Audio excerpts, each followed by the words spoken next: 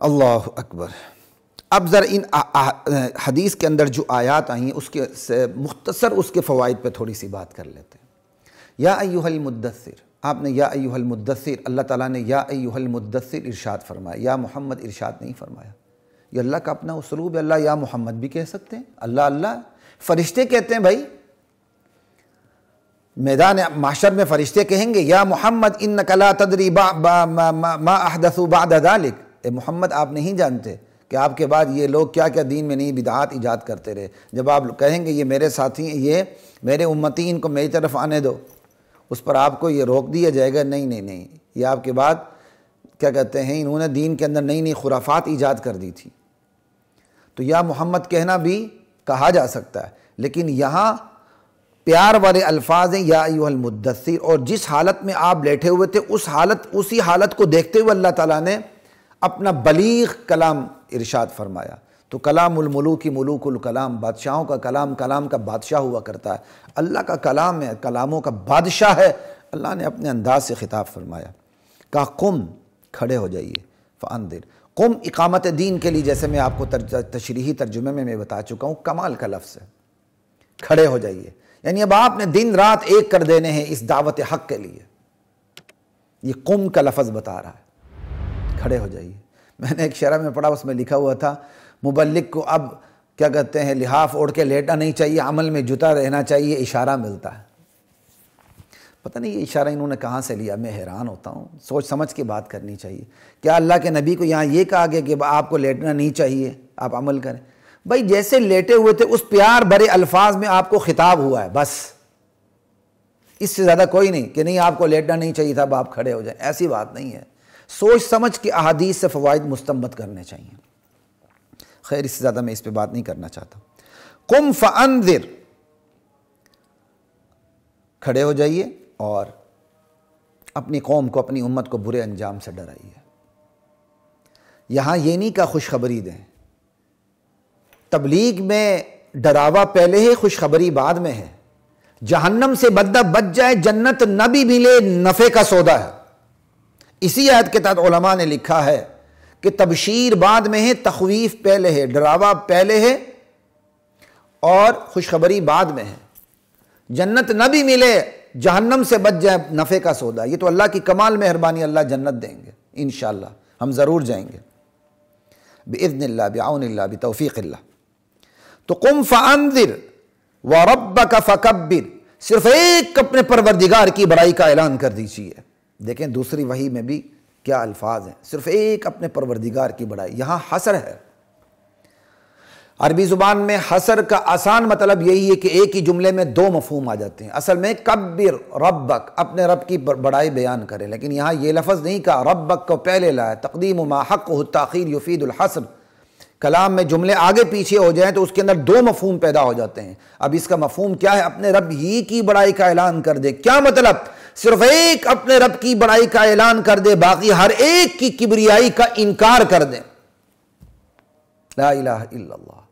عرب کے اس جاہلی معاشرے کے اندر جہاں خدائی اختیارات انہوں نے اپنی طرف سے اپنے بزرگوں کو دے رکھے تھے، کسی کے ہاتھ میں بیٹا دینا ہے، شفا دینا ہے، سفر میں کامیاب کرنا ہے، نعوذ باللہ پتہ نہیں کس کس میں کامیاب کرنا ہے، اللہ نے کہا نہیں، میرے نبی اعلان کر دیں، عزت دینا، ذلت دینا، آباد کرنا، برباد کرنا، سنوارنا، بنانا، بگاڑنا، تخت سلطنت پہ بٹھانا، تخت دار پہ چڑھانا، یہ سارے خدائی کام صرف خدا کے ہاتھ میں ہیں، باقی ہر ایک سے اس کی نفی کر دیں۔ آج مسلمان معاشرے کے اندر ہر ایک سے ان خدائی صفات کی نفی مشکل ہے، تو مشرکین عرب دور جاہلیت میں اس دور میں کتنا مشکل تھا یہ کام کرنا، لیکن اللہ کا حکم تھا، نبی نے کرنا تھا، اور نبی نے کر کے دکھایا۔ ایک اللہ کی بڑائی کا اعلان کر کے دکھایا، ہر ایک سے خدا کی جو کبریائی انہوں نے اپنی طرف سے دے رکھی تھی اس سے نفی کر کے دکھائی، یہاں تک کہ مشرکین عرب آپ سے سمجھوتے پر اتر آئے۔ آپ جتنی مرضی اللہ کی بڑائی بیان کریں، ہمارے معبودوں سے بڑائی کی نفی نہ کریں، ہم آپ کے ساتھ سمجھوتا کرتے ہیں۔ اللہ نے روک دیا، وَدُّوا لَوْ تُدْهِنُوا فَيُدْهِنُونَ، میرے نبی یہ چاہتے ہیں کہ آپ نرم پڑیں تو یہ بھی نرم پڑیں، لیکن نہ، آپ نے ان کی بات نہیں ماننی۔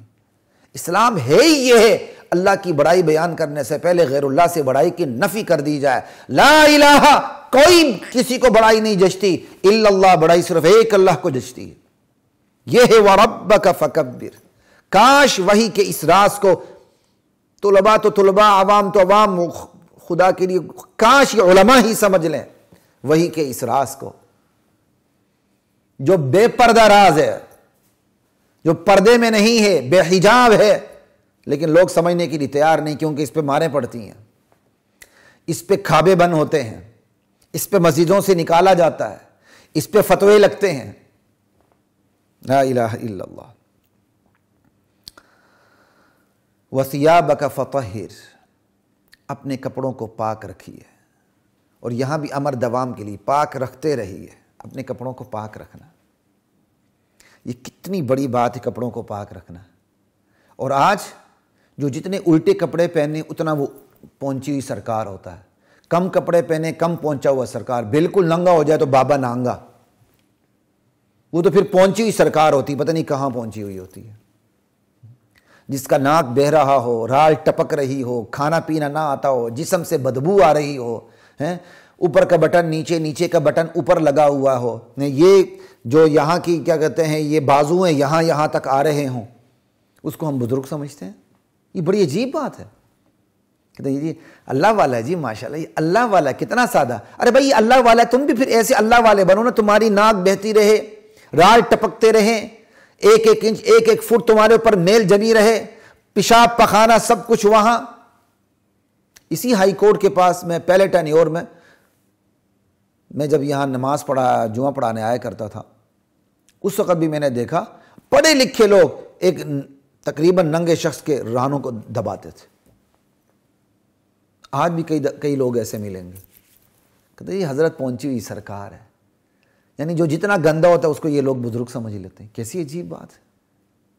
اچھا گندا نہ بھی ہو نا، جس نے جتنے بوسیدہ کپڑے پہنے ہوئے، میلے کپڑے پہنے ہوئے ہیں، اور اوپر کا بٹن نیچے، نیچے کا بٹن اوپر، کہتے ہیں یہ کتنا سا، دیکھیں نا اس کو دنیا سے غرض ہی نہیں۔ انا للہ و انا الیہ راجعون۔ عجیب ہم نے دینداری کی تشریح اپنے ہاتھ میں رکھی ہے۔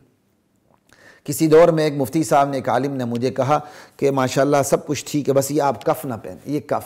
میں نے مفتی صاحب کو پکڑ لیا، میں کہا مفتی صاحب عوامی دلیل نہیں چلے گی، اب آپ کو دلیل دینی پڑے گی کہ یہ کف جائز ہے کہ یہ ناجائز، آپ دلیل دیں۔ لا الہ الا اللہ۔ اب وہی مفتی صاحب ہیں ماشاءاللہ، ان کی ویڈیوز بھی بنتی ہیں، مجھے پورا حسن ظن ہے کہ انہیں بات سمجھ میں آ گئی ہوگی۔ دین کی غلط تشریح نہیں کرنی چاہیے۔ ہم نے دین کی غلط تشریح کر دی ہے۔ ہم سمجھتے ہیں جس سے بدبو آتی ہے وہ بزرگ ہے، جس نے بڑے بڑے پٹے رکھے ہوں، کبھی اس نے اپنے بال دھوئے ہی نہ ہوں، جوئیں بھری ہوئی ہوں، وہ بزرگ ہے۔ جس نے آدھے کپڑے پہنا ہو وہ آدھا پہنچا ہوا بزرگ ہے، جس نے پورے کپڑے اتار دیے پوری پہنچی ہوئی سرکار ہے۔ ہم نے کتنی غلط تشریح کی ہوئی۔ دیکھیں وَثِيَابَكَ فَطَهِّرْ، اپنے کپڑوں کو پاک رکھتے رہیے، یہ تعلیم ہے مجھے اور آپ کو۔